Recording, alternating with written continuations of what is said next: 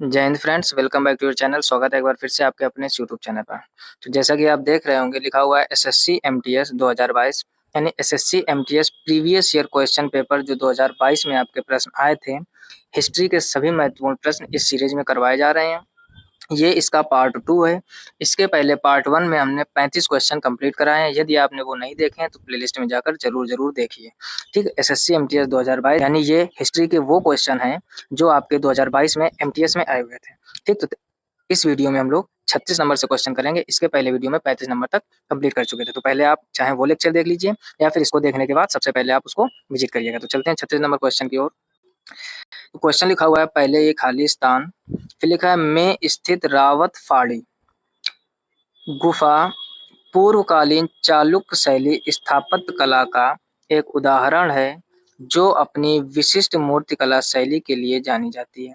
कहने का मतलब, ध्यान से समझिए, जो ये आपका वर्ड लिखा हुआ है रावत फाड़ी, रावण फाड़ी गुफा पूर्वकालीन चालुक्य शैली स्थापत्य कला का एक उदाहरण है जो अपनी विशिष्ट मूर्तिकला शैली के लिए जानी जाती है। कहने का मतलब ये कहाँ पर स्थित है। पहला ऑप्शन दिया गया है केरल, दूसरा लिखा है तमिलनाडु, तीसरा लिखा है आंध्र प्रदेश और चौथा लिखा है कर्नाटक। तो ये रावत फाड़ी गुफा कहाँ है आपकी, कर्नाटक में। आई होप आप पॉइंट समझ गए होंगे। नेक्स्ट देखिए 37 नंबर क्वेश्चन लिखा है, पृथ्वीराज तृतीय ने सन यानी किस सन में अफगान शासक सुल्तान मोहम्मद गौरी को हराया था।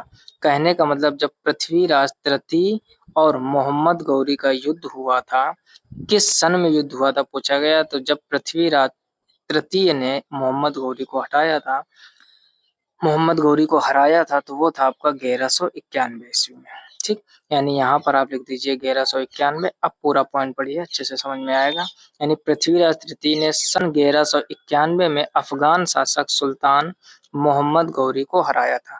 यानी अगर आपसे पूछा जाए कि 1191 के युद्ध में जब पृथ्वीराज तृतीय और मोहम्मद गौरी का युद्ध हुआ था तो उसमें कौन जीता था, कौन हारा था, तो पृथ्वीराज तृतीय की जीत हुई थी और मोहम्मद गौरी हार गए थे। ठीक, कैसे भी क्वेश्चन घुमाकर पूछा जा सकता है। नेक्स्ट क्वेश्चन देखिए 38 नंबर लिखा है, वायसराय करजन ने फिर खालिस्तान दिया में बंगाल का विभाजन किया। यानी वायसराय जो करजन था किस सन में उसने बंगाल का विभाजन किया, तो 1905 में। ठीक, इंपॉर्टेंट क्वेश्चन है और एसएससी में कई बार एग्जाम में आ चुका है। यानी वायसराय करजन ने 1905 ईस्वी में बंगाल का विभाजन किया।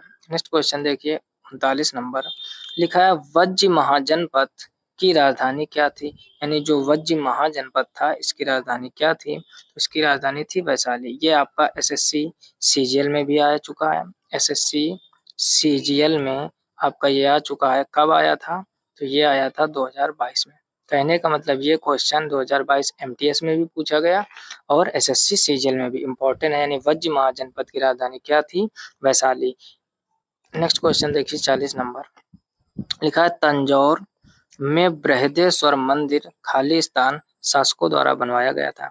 यानी बृहदेश्वर मंदिर कहाँ बना है, तंजौर में बना है। किसने बनवाया था, तो चोल शासकों ने।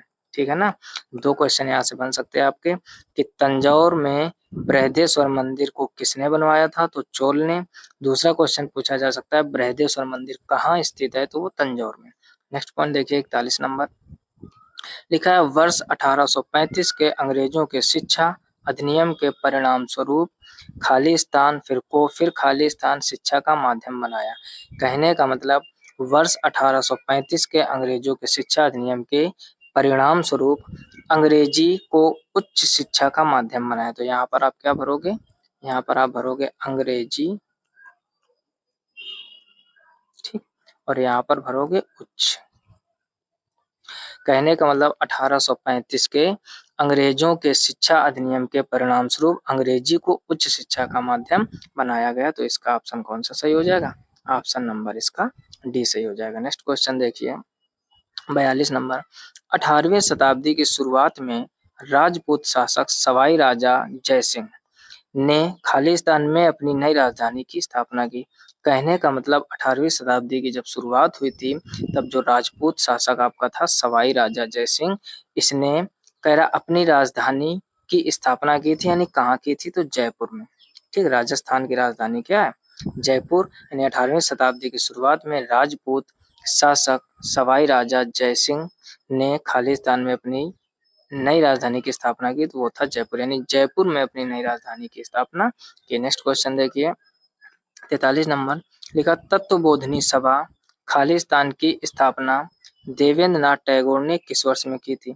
कहने का मतलब तत्वबोधिनी सभा की स्थापना किसने की? एक क्वेश्चन यहाँ से ये बन सकता है, तो देवेंद्र नाथ टैगोर। कंफ्यूज मत होना कि रविंद्रनाथ टैगोर दे दे और आप उसको सही कर दो। देवेंद्र नाथ टैगोर ने तत्वबोधिनी सभा की स्थापना की, कब की? 1839 में। दो क्वेश्चन आपके एग्जाम में बन सकते हैं। पहला, तत्वबोधिनी सभा की स्थापना किसने की? तो देवेंद्र नाथ टैगोर ने। कब की? 1839 में। नेक्स्ट क्वेश्चन देखिए आप 44 नंबर, लिखा है निम्नलिखित में से किस पल्लव शासक के शासनकाल में वेनसांग ने पल्लवों की राजधानी कांची का भ्रमण किया था? तो वो था नरसिंह वर्मन प्रथम।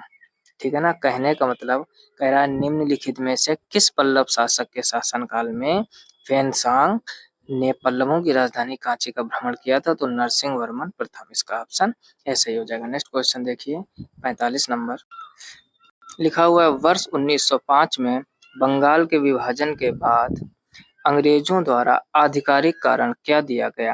कहने का मतलब वर्ष 1905 में बंगाल के विभाजन के बाद अंग्रेजों द्वारा आधिकारिक कारण क्या दिया गया था?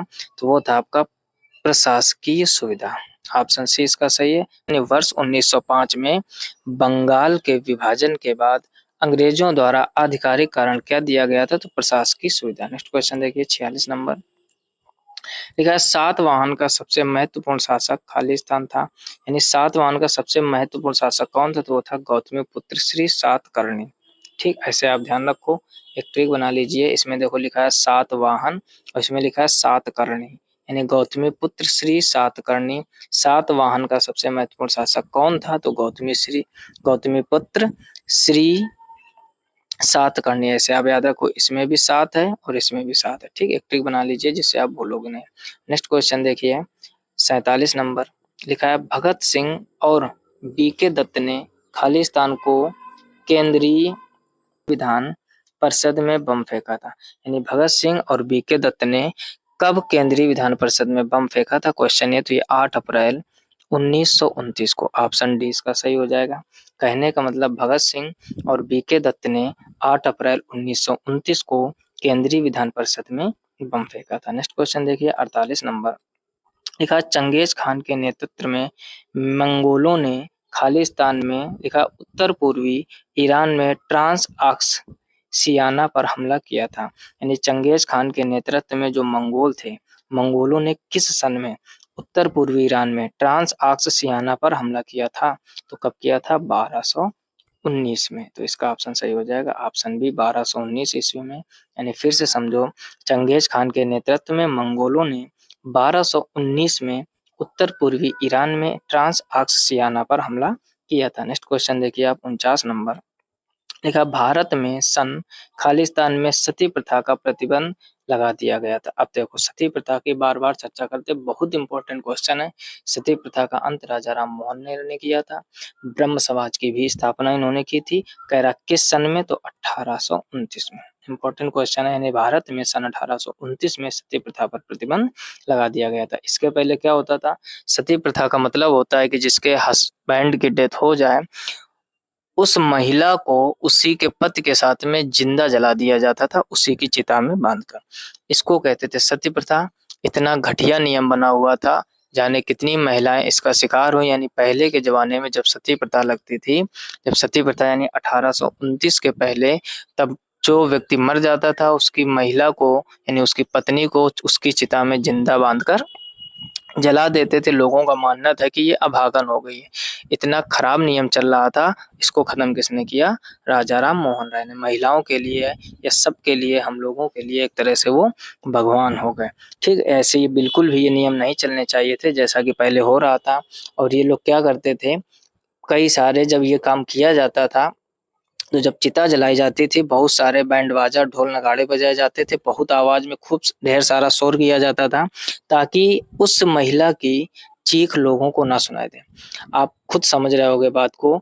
जब भी कोई व्यक्ति जिंदा जलाया जाएगा, बेशक वो नियम हो, बेशक वो रीति रिवाज चलते हों, लेकिन क्या व्यक्ति, आप ये समझो क्या उसकी चीखें नहीं निकलेंगी? तो जब जलाया जाता था तो वो चीखती थी, चिल्लाती थी महिलाएँ, लेकिन किसी को कोई फ़र्क पड़ने वाला नहीं है, क्योंकि भारत में अंधविश्वास शुरू से चलता आया है, आज भी चल रहा है। कहीं-कहीं खत्म हो गया है, कहीं-कहीं आज भी चल रहा होगा। आई होप आप हमारी बात को अच्छे से समझ पा रहे होंगे।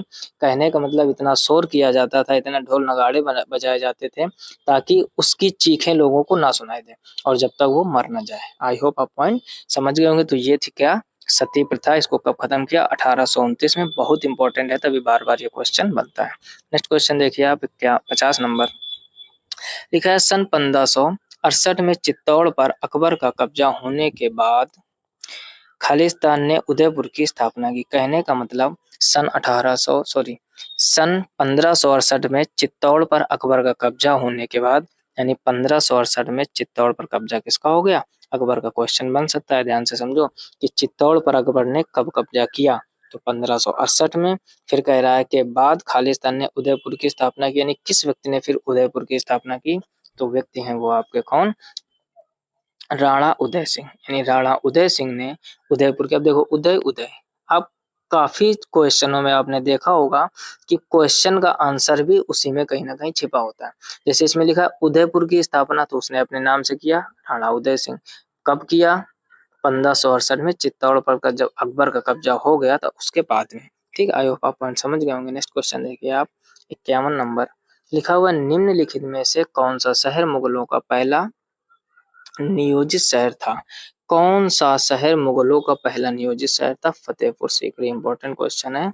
यानी जो मुगल थे, मुगलों का पहला नियोजित शहर कौन था? फतेहपुर सीकरी। नेक्स्ट क्वेश्चन देखिए, 52 नंबर, जहाँ महात्मा गांधी ने अखिल भारतीय हरिजन सेवक संघ की स्थापना कब की थी? यानी महात्मा गांधी ने किसकी स्थापना की? भारतीय हरिजन सेवक संघ, अखिल भारतीय हरिजन सेवक संघ की स्थापना कब की थी? तो 1932 ईस्वी में। यह भी इंपॉर्टेंट क्वेश्चन है, याद कर लीजिए। यानी महात्मा गांधी ने सन 1932 ईस्वी में अखिल भारतीय हरिजन सेवक संघ की स्थापना की थी। नेक्स्ट क्वेश्चन देखिए, 53 नंबर लिखा है, निम्नलिखित में से कौन सी पुस्तक राजा हर्षवर्धन द्वारा नहीं लिखी गई थी? यानी नहीं लिखी वाली पूछी गई तो अमुक्तमाल्य। ठीक, ये रचना नहीं की थी किसने? राजा हर्षवर्धन ने। और बाकी प्रियदर्शिका, नागानंद, रत्नावली, तीनों रचनाएं किसकी हैं? राजा हर्षवर्धन की। लेकिन ध्यान दो, आपसे पूछा क्या गया है? पूछा गया निम्नलिखित में से कौन सी पुस्तक राजा हर्षवर्धन द्वारा नहीं लिखी गई थी? नहीं वाला पूछा गया, आप इस वर्ड पर ध्यान दीजिए। नहीं वाला पूछा गया तो अमुक्तमाल्यद की रचना किसने नहीं की थी? हर्षवर्धन ने। तो ऑप्शन इसका डी सही हो जाएगा। लेकिन अगर पूछा जाए कि हर्षवर्धन की और रचनाएं क्या हैं, या कभी कभार ऐसे क्वेश्चन पूछता है कि निम्नलिखित में से कौन सी पुस्तक राजा हर्षवर्धन के द्वारा लिखी गई थी, तो आपको ऑप्शन प्रियदर्शिका भी दे सकता है, नागानंद भी दे सकता है और रत्नावली भी दे सकता है। नेक्स्ट क्वेश्चन देखिए, 54 नंबर लिखा है, गवर्नर जनरल लॉर्ड डलहौजी ने खालिस्तान की रियासत के बारे में कहा था कि ये गिलास फल एक दिन हमारे ही मुंह में आकर गिरेगा, as a cherry that will drop into our mouth one day.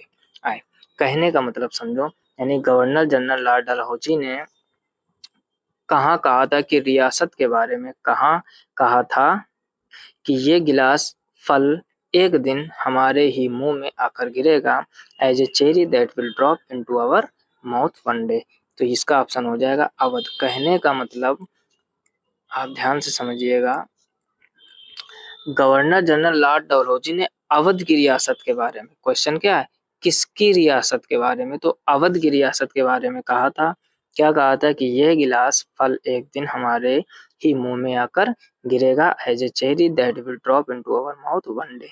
किसने कहा था? Governor general lord Dalhousie. कभी कभार क्वेश्चन ऐसे बनता है आपके एग्जाम में, ये आपको लिख के दे देगा कि ये गिलास फल एक दिन हमारे ही मुंह में आकर गिरेगा। ये बात किसने कही थी? तो गवर्नर जनरल लॉर्ड डलहौजी ने। आई होप आप पॉइंट समझ गए होंगे। नेक्स्ट क्वेश्चन देखिए, 55 नंबर लिखा है, निम्नलिखित में से खिलजी वंश के संस्थापक कौन थे? खिलजी वंश के संस्थापक अला जलालुद्दीन फिरोज खिलजी। नाम से ही समझो आप, एक कंफ्यूज करने के लिए दिया जाएगा आपको अलाउद्दीन खिलजी। तो जलालुद्दीन फिरोज खिलजी थे। निम्नलिखित में से कह रहा है खिलजी वंश की स्थापना किसने की? तो खिलजी एक अलाउद्दीन खिलजी है, जलालुद्दीन फिरोज खिलजी। बाकी तो दो ऑप्शन देख ही रहे होगे, खिलजी लिखा ही नहीं है, कंफ्यूजन वाला कोई काम नहीं। तो अलाउद्दीन खिलजी नहीं थे, जलालुद्दीन फिरोज खिलजी थे। नेक्स्ट क्वेश्चन देखिए आप, 56 नंबर लिखा है, रविन्द्रनाथ टैगोर द्वारा लिखित गल्प गुच्छ, क्या लिखा है? गल्प गुच्छ का एक संग्रह है, यानी किसका? तो लघु कथाओं का। ध्यान से समझो, अच्छा क्वेश्चन है। रविन्द्रनाथ टैगोर द्वारा लिखित गल्पगुच्छ लघु कथाओं का संग्रह, यानी इन्होंने जो गल्पगुच्छ लिखा था उसमें छोटी छोटी कथाओं के बारे में बताया गया। नेक्स्ट क्वेश्चन देखिए आप, 57 नंबर। लिखा है, निम्नलिखित में से किसने जहांगीर की जीवनी लिखी जो इकबाल नामा ए जहांगीरी, इकबाल नामा ए जहांगीरी के नाम से जानी जाती है? ध्यान से समझो, यानी निम्नलिखित में से किसने जहांगीर की जीवनी लिखी जो इकबाल नामा ए जहांगीरी के नाम से जानी जाती है? तो वो लिखा था मुतामिद खान ने। किसने लिखा था? मुतामिद खान ने जहांगीर की जीवनी लिखी थी, जिसको इकबाल नामा ए जहांगीरी के नाम से जाना जाता है। नेक्स्ट क्वेश्चन देखिए, 58 नंबर। लिखा, निम्नलिखित में से किस मुगल बादशाह ने आगरा में शीश महल का निर्माण करवाया था? आगरा में शीश महल शाहजहां ने। इंपॉर्टेंट क्वेश्चन और सरल भी है। यानी आगरा में शीश महल का निर्माण किसने करवाया था? शाहजहां ने। आगरा में ताजमहल का निर्माण किसने करवाया? उसका भी आंसर शाहजहां। ठीक, नेक्स्ट क्वेश्चन देखिए, 59 नंबर। लिखा है, खालिस्तान की स्थापना सन 1867 में दादोबा पांडुरंग और उनके भाई आत्माराम पांडुरंग ने की थी। तो किसकी की थी? प्रार्थना समाज ने। इंपॉर्टेंट क्वेश्चन है, प्रार्थना समाज की स्थापना कब की गई? 1867 में। पूछा जा सकता है एग्जाम में कि प्रार्थना समाज की स्थापना कब हुई, तब उसका आंसर दोगे आप 1867 में। किसने की? दादोबा पांडुरंग और उनके भाई आत्माराम पांडुरंग ने। ब्रह्म समाज की स्थापना किसने की थी? राजा राम मोहन ने। ये भी इंपॉर्टेंट क्वेश्चन है, कई बार बन चुका है। नेक्स्ट क्वेश्चन देखिए, 60 नंबर। लिखा है, संगम राज पांड की राजधानी खालिस्तान थी। कहने का मतलब संगम राज पांड की राजधानी क्या थी? तो मदुरै। पांड की राजधानी क्या थी? मदुरै। ऑप्शन डी इसका सही हो जाएगा। नेक्स्ट क्वेश्चन देखिए, 61 नंबर। लिखा है, किस ब्रिटिश अधिकारी के गोली चलाने के आदेश के परिणाम स्वरूप जलियांवाला बाग हत्याकांड हुआ था? वेरी वेरी इंपॉर्टेंट क्वेश्चन, ठीक है ना। जलियांवाला बाग हत्याकांड कह रहा है किस ब्रिटिश अधिकारी के गोली चलाने के आदेश के परिणाम स्वरूप हुआ था? तो रेजिनाल्ड डायर। ठीक, जनरल डायर जिसको आप कह सकते हो, जनरल डायर के कहने पर जलियांवाला बाग हत्याकांड हुआ था। इसमें बहुत सारे निहत्थे लोग, यानी एक तरह से अंदर सभा चल रही थी, मीटिंग चल रही थी, उसमें महिलाएं, बुजुर्ग, बच्चे सभी शामिल थे, और जनरल डायर के कहने पर वहां गोली चलाने का आदेश हुआ और उसमें कई लोग मारे गए। नेक्स्ट क्वेश्चन देखिए, 62 नंबर। लिखा हुआ है, गुर्जर, प्रतिहार, राष्ट्रकूट और पाल वंशों के शासक खालिस्तान के ऊपर नियंत्रण को लेकर सदियों तक आपस में लड़ते रहे। किसके नियंत्रण को लेकर? कन्नौज को। ध्यान से समझो, गुर्जर, प्रतिहार, राष्ट्रकूट और पाल वंशों के शासक कन्नौज के ऊपर नियंत्रण को लेकर सदियों तक आपस में लड़ते रहे। तो इसका ऑप्शन क्या हो जाएगा? ऑप्शन नंबर ए यानी कन्नौज। नेक्स्ट क्वेश्चन देखिए, 63 नंबर। 63 नंबर में लिखा है, भारतीय राष्ट्रीय कांग्रेस ने सन 1929 में खालिस्तान अध्यक्षता में पूर्ण स्वराज प्रस्ताव पारित किया था। तो किसकी अध्यक्षता में? जवाहरलाल नेहरू। ऑप्शन सी इसका सही हो जाएगा। यानी कहने का मतलब, भारतीय राष्ट्रीय कांग्रेस ने सन 1929 में जवाहरलाल नेहरू की अध्यक्षता के पूर्ण स्वराज प्रस्ताव पारित किया था। फिर से समझ लीजिए, कह रहा भारतीय राष्ट्रीय कांग्रेस ने सन 1929 में खालिस्तान दिया फिर की अध्यक्षता में पूर्ण स्वराज प्रस्ताव पारित किया था, तो जवाहरलाल नेहरू की अध्यक्षता में। नेक्स्ट क्वेश्चन है, 64 नंबर।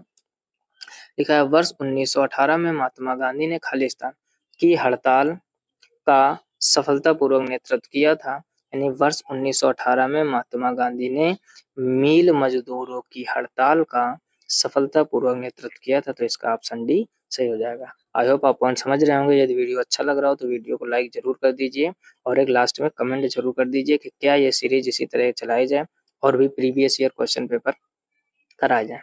नेक्स्ट क्वेश्चन देखिए, 65 नंबर। लिखा है, रामपुरवा बैल जो कि बिहार के रामपुरवा में पाए गए एक मोर स्तंभ का हिस्सा था, को अब खालिस्तान में रखा गया। यानी अब कहाँ रखा गया? तो राष्ट्रपति भवन में। कहने का मतलब, रामपुरवा बैल जो कि बिहार के रामपुरवा में पाए गए एक मोर स्तंभ का हिस्सा था, जो अब राष्ट्रपति भवन में रखा गया। उनको अब कहाँ रख दिया गया है? राष्ट्रपति भवन में। Next question, 66 number. लिखा, भगत सिंह, सुखदेव और राजगुरु खालिस्तान को फांसी कब दी गई थी? Very very important question. ठीक, भगत सिंह, सुखदेव और राजगुरु को फांसी कब दी गई थी? 23 मार्च 1931। वेरी इंपॉर्टेंट क्वेश्चन है, बहुत बार एग्जाम में बन चुका है। 3 लोगों को एक साथ फांसी दी गई थी। कब दी गई थी? 23 मार्च 1931 ईस्वी में। नेक्स्ट क्वेश्चन देखिए, 67 नंबर। लिखा, प्रसिद्ध धमेक स्तूप निम्नलिखित में से किस राज्य में स्थित है? यानी जो धमेक स्तूप है वो कहाँ पर स्थित है? उत्तर प्रदेश में। ठीक, ये यूपी में स्थित है। इंपॉर्टेंट क्वेश्चन, इसको भी आप तैयार कर लीजिए। नेक्स्ट क्वेश्चन देखिए, 68 नंबर। लिखा तराइन का प्रथम युद्ध खालिस्तान किसके बीच लड़ा गया? तो जो तराइन का प्रथम युद्ध था वो आपका लड़ा गया था पृथ्वीराज चौहान और मोहम्मद गौरी। ऑप्शन देखिए, पृथ्वीराज चौहान मोहम्मद बिन कासिम गलत हो जाएगा, पृथ्वीराज चौहान मोहम्मद गजनवी ये भी गलत, पृथ्वीराज चौहान कुतुबुद्दीन ऐबक, तो इसका मतलब चौथा पृथ्वीराज चौहान और मोहम्मद गौरी के बीच लड़ा गया था का तराइन का प्रथम युद्ध। कब लड़ा गया था? 1191 ईस्वी में। ये भी आपको याद रखना, 1191 ईस्वी में तराइन का प्रथम युद्ध लड़ा गया था। किसके किसके बीच? पृथ्वीराज चौहान और मोहम्मद गौरी। नेक्स्ट क्वेश्चन देखिए 69 नंबर।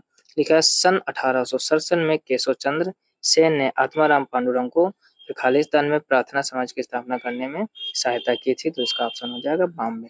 यानी सन 1867 में केशव चंद्र सेन ने आत्माराम पांडुरंग को बॉम्बे में प्रार्थना समाज की स्थापना करने में सहायता प्रदान की थी। क्वेश्चन पूछा जा सकता है कि केशव चंद्र सेन ने आत्माराम पांडुरंग को बॉम्बे में प्रार्थना समाज की स्थापना करने में सहायता कब की? तो कब का आंसर हो जाएगा 1867। नेक्स्ट क्वेश्चन देखिए आप, लास्ट हो जाएगा 70 नंबर। लिखा है निम्नलिखित में से कौन सा बौद्ध विश्वविद्यालय भारत के बिहार में स्थित है? बौद्ध विश्वविद्यालय भारत के बिहार में वो है नालंदा विश्वविद्यालय, काफी फेमस है, आप समझ गए होंगे। ये नालंदा विश्वविद्यालय इस समय कहाँ स्थित है? बिहार में। और कौन सा? तो बौद्ध विश्वविद्यालय इसको कहा जाता है। आई होप आप ये पूरे 35 क्वेश्चन अच्छे से समझ गए होंगे। यदि आपने इसके पहले का लेक्चर नहीं देखा है तो नीचे डिस्क्रिप्शन में उसका लिंक हमने दे दिया है, वहां से जाकर आप विजिट कर सकते हैं। यदि आपको जानकारी अच्छी लगी हो वीडियो को लाइक कीजिए, दोस्तों में शेयर कीजिए, और चैनल पर पहली बार हो तो चैनल को सब्सक्राइब अवश्य कर लीजिए, क्योंकि इस चैनल पर आपको हिस्ट्री और फिजिक्स के प्रीवियस ईयर क्वेश्चन सभी करवाए जा रहे हैं। फिर इसके कुछ दिनों बाद इंग्लिश के और ज्योग्राफी हो गया, आपका जितने भी इंपॉर्टेंट क्वेश्चन प्रीवियस ईयर में पूछे गए सभी करवाए जाएंगे। तो चैनल को सब्सक्राइब अवश्य कर लीजिए और अपने दोस्तों में भी भेज दीजिए ताकि वो लोग भी इस जानकारी को प्राप्त कर सकें। मिलते हैं नेक्स्ट वीडियो में, तब तक के लिए जय हिंद।